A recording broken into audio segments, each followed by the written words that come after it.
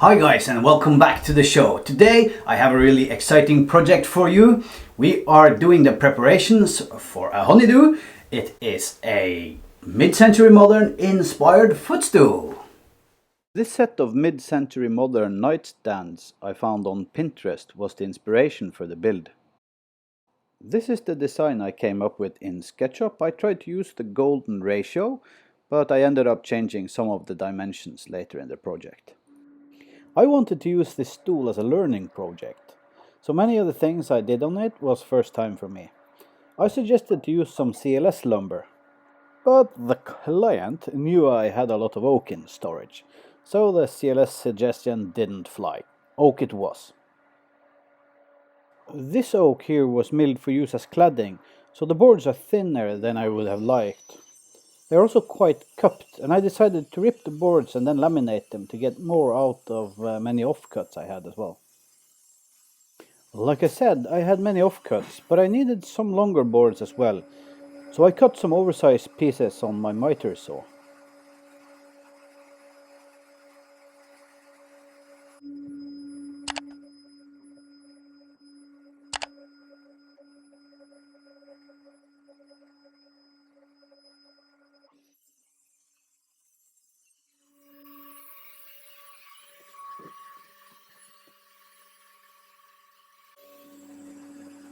I cleaned up the edges on some of the offcuts on the miter saw.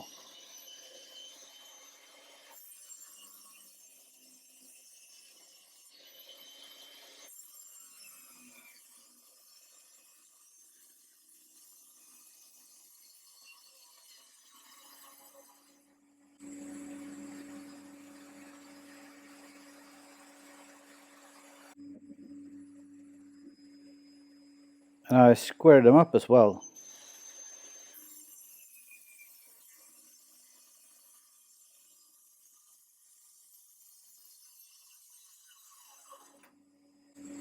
As you can see, this is plain sawn lumber. And I have to tell you, I'm quite happy with the miter station. It's quick and easy to tuck away.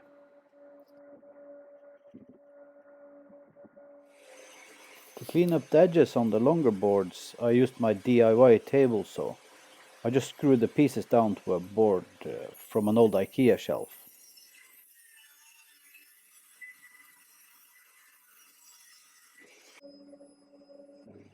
Then I could easily clean up the second edge just pushing the board against the fence. I also cleaned up some of the offcuts using the IKEA shelf as a hack together jointing sled. To be honest, I'm quite surprised at how well this worked.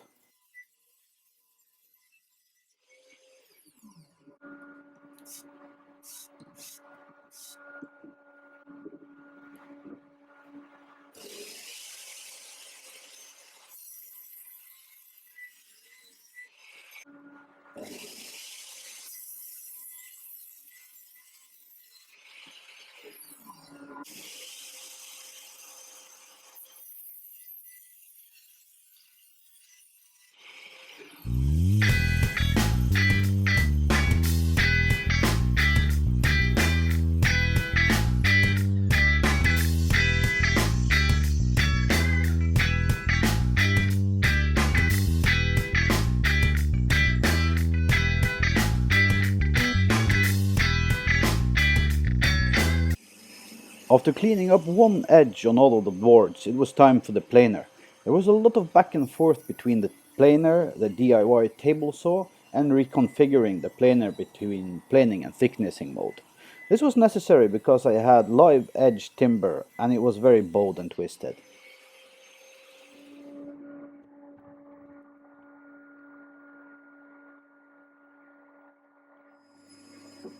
If you have any suggestions on how to reduce the steps in this process, they are very welcome, because machine setup took a lot of time in this project.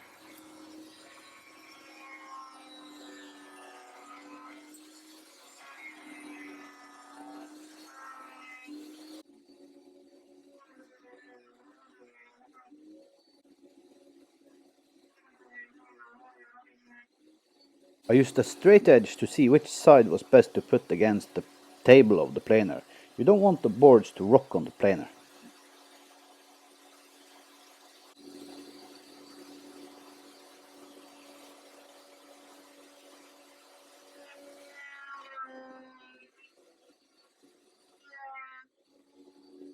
Making a lot of pencil marks on the board makes it easier to see when the board is flat.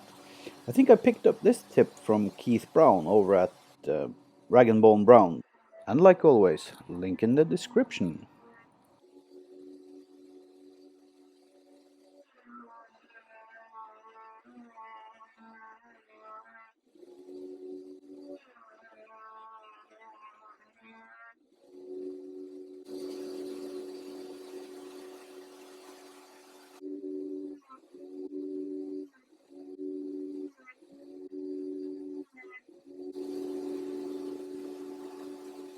This was shot before I got my new chip collector, the Shepak HA1000, and as you can see my old setup is not keeping up.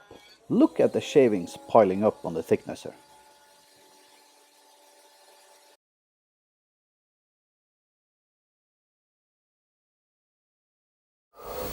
Luke, I am Nomad Makes.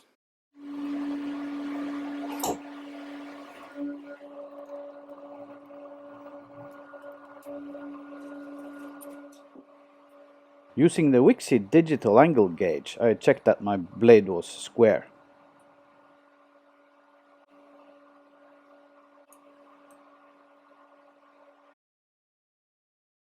And I say that's good enough for a DIY table saw.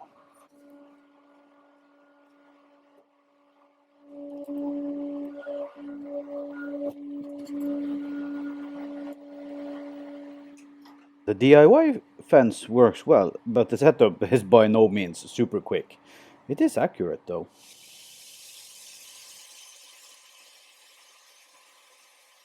So I ripped down all the pieces to the same width. For the top I could of course have used the wider boards, but I wanted to keep all of the pieces the same width. And also I wanted to learn more about lamination in this project.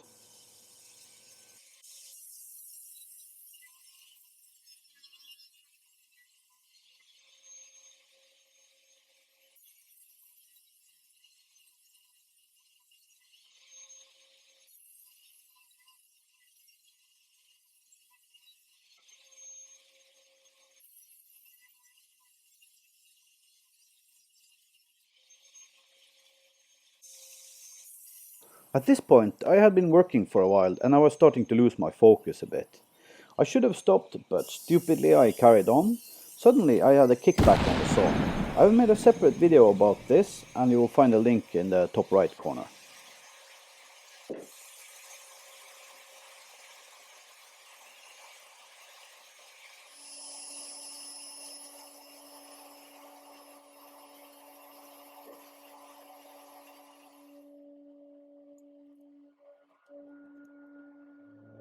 Now we have a huge pile of strips that need to be jointed before lamination.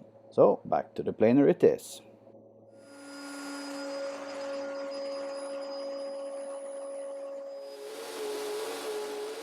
One reason why I needed to joint the strips is that the DIY table saw flexed a bit, and I had a little curve in the cuts.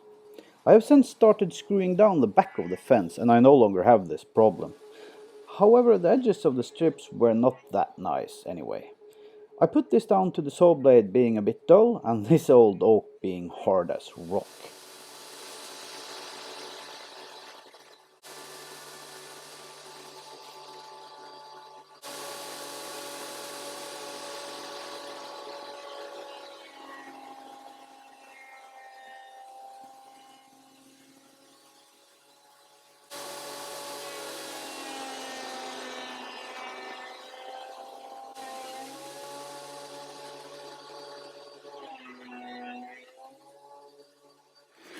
So guys, what we got here is my first ever lamination or properly glue up in this kind. I think I have all my ducks in a row, but you can never be certain, you know.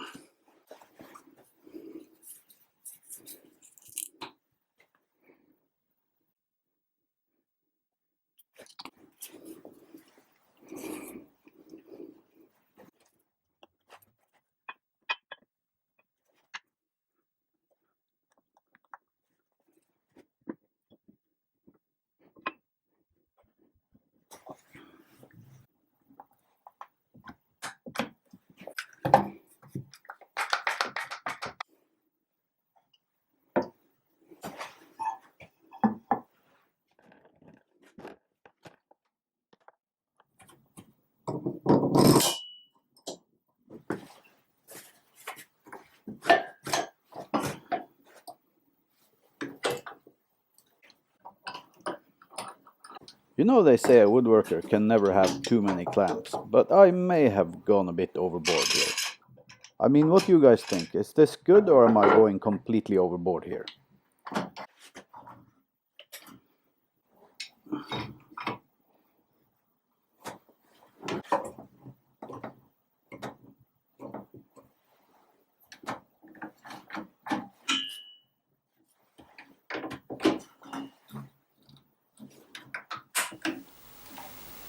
Anyways, that is it for today, guys. Stay tuned for part 2, and I really hope you enjoyed the video.